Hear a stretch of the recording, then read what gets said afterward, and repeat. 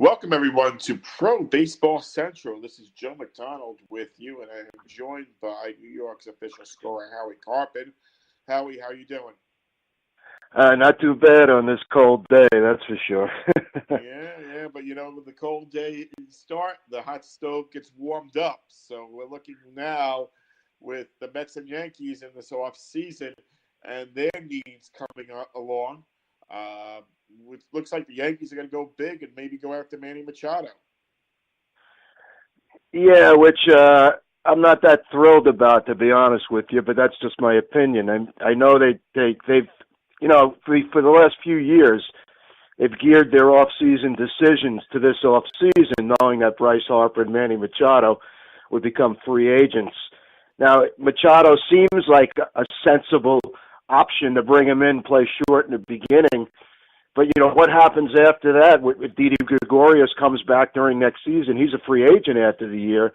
I see a little bit of a logjam there, more so even when they brought in Stanton last year. And plus, they're bringing in another right-handed bat. I mean, I know he's clutch. I know he's a tremendous talent. For my pickings, if I'm going to spend big money, I would try and find a way to fit Bryce Harper into that lineup. They need balance on offense, and it was a little disturbing that some of GM Brian Cashman's comments this week indicate that he doesn't think there's anything wrong with the offense. But, they need pitching, but they better tweak this offense as well. Oh, they definitely need to tweak the offense because if you don't have them hit home runs, they don't score runs. It's how the Yankees are built. Right. More importantly, they do need pitching. I believe Patrick Corbin's going to be their main target in free agency. I believe that they're going to probably try to re-sign some of their relievers. But, to me, they're going to want to make a splash too, especially it's going to be responding to the Red Sox winning the World Series. They need to do something, and that's why I think Manny Machado is going to be top of their list. That's a fair comment. If they're going to make a splash on the pitching end, Patrick Corbin's a nice pitcher, but he's not an ace.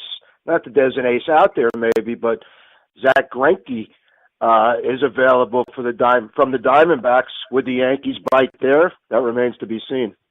Well, that's the other thing, that if you do sign Machado with the thought of, hey, Didi is coming back, you might be able to package somebody like we got Andujar in a package and get a number one pitcher. That's an option as well, and Andujar's value may not be higher than it is right now. Yeah, all these things make sense, but also you got to take into consideration the mesh. How's he going to mesh with the team? The fans around here are not going to stand for the lack of hustle, even though Robinson Cano got away with it. Robinson Cano is a homegrown guy. You bring in a guy from the outside, it's a little different pressure from the fans, especially when you're paying him big money. And if he goes into one of his lackadaisical episodes, that's not going to sit well with the fans here, or, it shouldn't sit well with management for sure. So there's a risk there. Harper's had a little bit of that reputation too, but I think if he comes to this clubhouse, I think that they'll keep him in line and make him a better player and better person. Yeah, I definitely think they'll definitely do that too, particularly with guys like Judge running that clubhouse. It's right, because Judge is the leader right now. He doesn't say it. He doesn't really want to admit to it, but he's the leader of this squad right now. Right, definitely. And then if we look over at the Mets, if I'm Brody Van Wagenen, I'm basically rebuilding that bullpen. That's my number one priority. You need to get a bat, you need to get a catcher, yes, but you really need to rebuild that bullpen, because how many times did Jacob deGrom leave with a lead and lose the game because the bullpen blew it? Same thing with Syndergaard. Same thing with all these other guys. They have the starters. They need a bullpen. And then you got Andrew Miller out there. You got Adam Ottavino out there. You got Zach Britton out there. You even have David Robertson out there. David Robertson wants to play on the East Coast. So if I'm them, that's where I'm spending the Met money, at least on two of them, to build a very, very strong bullpen. I totally agree with you. And here's where they've gone wrong on the bullpen. They've almost tried to build it long-term instead of short-term. Because nowadays, as you and I know, bullpens every year are a crapshoot. Look at how they were bragging about the Yankee bullpen last year because of what Chad Green did 2 years ago. Chad Green wasn't the same last year. Guys have 1 year up, 1 year down. They've got to focus on next season. You know, even though they may have to overspend, like for a Zach Britton or an Andrew Miller, bring in a guy of that regard who could support, like you said, the starting staff. You know, they absolutely need that. And not even a matter of Jacob deGrom personally getting the wins. It's a matter of the team getting the wins. I mean, that's the bottom line. And those were escaping them, especially in that middle part of the season when Syndergaard went down and they had those injuries to their starters. Right. You have and there's no guarantee. After Syndergaard and deGrom, I mean, Steven Matz is going to be a 5 to 6 inning pitcher. And you're looking at, another guy like Jason Vargas, he's a 5 to 6 inning pitcher. You're going to need the guys in the back end of that rotation because, deGrom is going to go 7 to 8, same thing with Syndergaard, but the other guys aren't. Absolutely right, and that's the way they play it this year for the most part. See, the Mets if the Mets starting staff can stay healthy, and they may have to use one of them as a chip down the road. Who knows? But, they have the kind of staff that can take pressure off the bullpen. If they have a solid bullpen, it'll take pressure off the starters. They could have a perfect storm there pitching-wise. Then it would be up to them to develop, at least tweak the team on the field to get a right-handed bat in there. And they have holes at first and at catcher, obviously, that they need to fill. Right. No, it's definitely they need to fill the hole at catcher. I don't think they're going to go after a first baseman. I think they're going to give Peter Alonso a chance at first base. Because you also have Jay Bruce who can back that up if Alonso doesn't come through. But I do think they're going to go after an outfielder. And a guy I mentioned who was on the Yankees last year who might be a great fit because he's a right-handed hitter, he can play all three positions, is Andrew McCutchen. I agree. That's a good plan B. That shouldn't be a priority, but that's a nice plan B. But I have a feeling, I get a funny feeling that Peter Alonso is not going to be in a Met uniform next year. You think he's going to get traded? I think he's going to be involved in a trade. I really do. I think, I really think, why all of a sudden the turnaround went, from obviously it's new management, but the old management saw something, and scouts were telling me things about Alonso where he was almost disastrous defensively. No matter how good you may be with the bat, how much power, he's got power, there's no question. He's not an all-around hitter. He's a slugger. So, if he's brutal defensively, it's not going to pay off. So we'll see. There have been times, and he's been quoted as saying, harping on his defense. So it's obviously on his mind, and it's been talked about a lot. Obviously, we haven't seen him yet.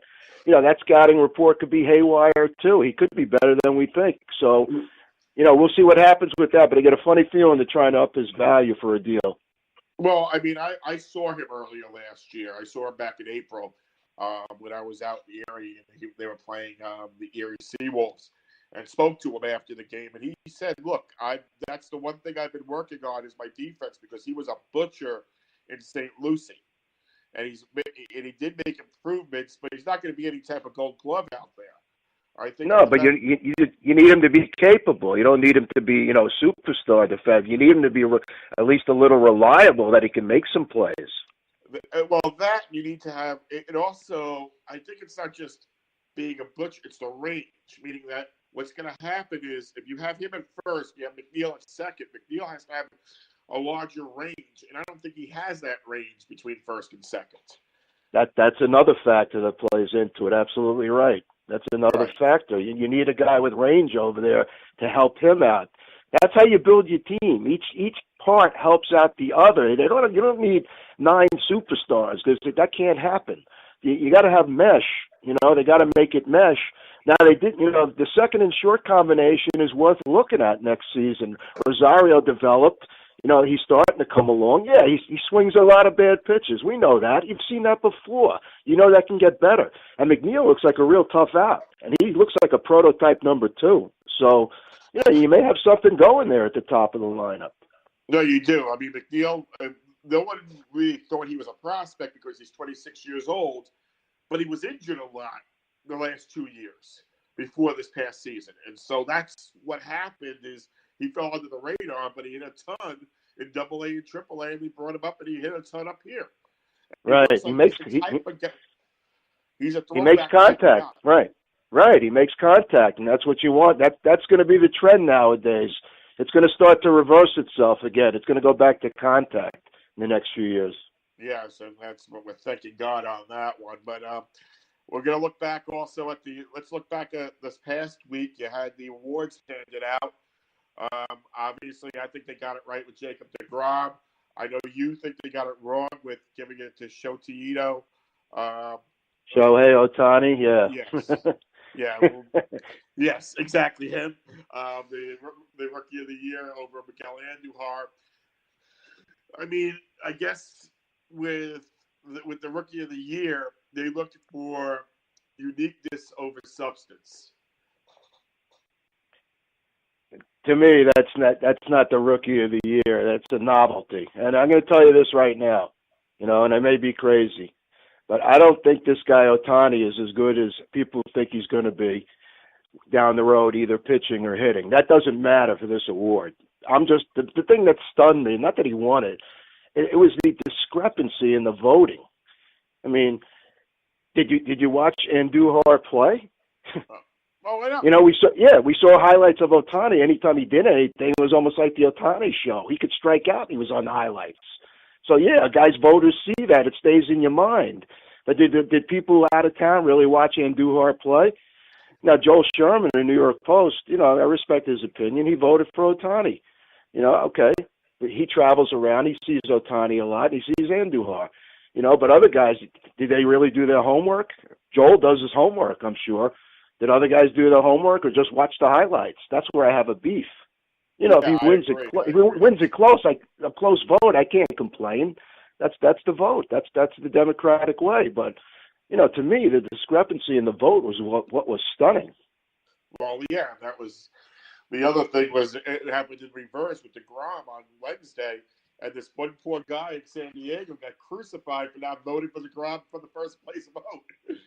Yeah, that wasn't fair, but it's funny, and I wrote about it on our site, nysportsday.com, in my Karpin's Corner this week. He said, there was a quote from the gentleman that said he really focused on their last 5 starts, Scherzer and deGrom. So I looked up the last 5 starts, and deGrom totally blew him away in those last 5. The only category he didn't beat him was strikeouts. But I think Scherzer gave up 15 earned runs, and deGrom gave up 4, something like that. Really bad. Scherzer's ERA in the last 5 starts was 4.24. deGrom's was 1.80. Yeah, I don't know. I mean, so if you're going on the last 5 starts, how does that make sense? I mean, it's his prerogative. He didn't diss deGrom, Right. And you know what? If deGrom got like 16 of the first place votes and won it, no one was going to point out one guy. I think it's just unfortunate these days that they're putting out the votes, and now if you go against type, they start going after you. You're right. He made a great point. It was like 16 or 17. No one would have said anything. You're right. Right. You're right. So I guess we're looking up ahead. Probably not much is going to be happening this week with Thanksgiving, but it has happened in the past. But the way things are going, we're not going to see too much in the world of baseball, probably until the winter meetings start in about 3 weeks out in Las Vegas. And we're going to see maybe we'll start seeing some movement. It was interesting to see what Jeff Wilpon said yesterday, is that Brodie Van Wagenen is more concerned in trades and free agents. I would not read into that they're not going to sign anybody. I would read into that they're going to more be looking for. They won't be looking for to make a trade, because I think the free agent market's not going to be coming about until January. I have a feeling it'll speed up this year. It won't be like last year. I don't think they're trading Noah Syndergaard. I think they'd be out of their heads if they traded Noah Syndergaard at this point. You control him for 3 more years. His 2 injuries the last 2 years have not been the arm. When he's been in there, he's been dominant for the most part.